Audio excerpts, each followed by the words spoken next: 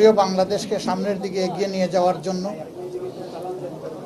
একটি শোষণ বৈষম্যহীন, দুর্নীতিমুক্ত, মানবিক বাংলাদেশ গড়ার জন্য ন্যায় এবং ইনসাফের ভিত্তির উপর সমাজকে দাঁড় করানোর জন্য অঙ্গীকার নিয়ে আপনারা জানেন এতদিন ধরে 8টি দল একসাথে আমরা কাজ করে আসছিলাম। এই দলগুলোর সকলেই এখানে উপস্থিত আছেন প্রতিনিধিরা। তার সাথে আলহামদুলিল্লাহ আজকে আরও 2টি দল আমাদের সাথে সম্পৃক্ত হয়েছেন। জনাব কর্নেল অলি আহমদ বীর বিক্রমের নেতৃত্বে এলডিপি এবং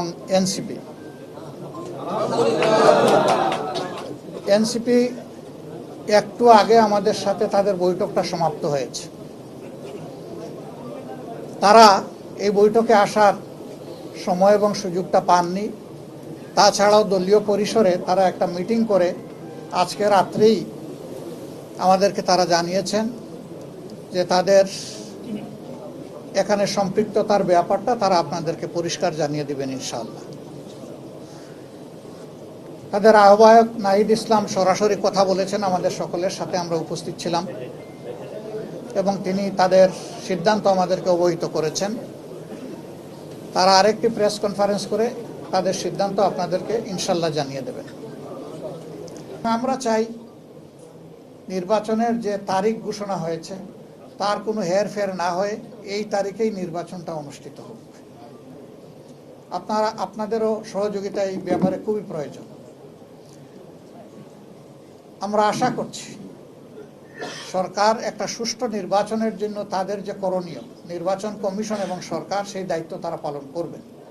এখনো তাদের অনেক কাজ বাকি রয়ে গিয়েছে, এখনো সমতল মাঠ তৈরি হয়নি সকলের জন্য। সেই মাঠ তৈরির কাজটা হচ্ছে সরকার এবং নির্বাচন কমিশনের। তারা যে কোনো ধরনের লোভ লালসা, ভয়ভীতি এবং কারো প্রতি কোনো ধরনের আনুকূল্যের ঊর্ধ্বে উঠে তারা তাদের দায়িত্ব পালন করবেন। সাংবিধানিক নৈতিক দায়িত্ব এটা আমরা এবং জাতি তাদের কাছে প্রত্যাশা করে। এর যে কোনো ধরনের ব্যতিক্রম এই জাতি মানবে না, কারণ এই ব্যতিক্রমটাই তো আমাদের জীবন থেকে অনেকগুলো বছর কেড়ে নিয়েছে। 3টা নির্বাচনে এই যে এখানে যারা উপস্থিত, আমি বিশ্বাস করি অধিকাংশই আপনারা কোনো ভোটই দিতে পারেননি।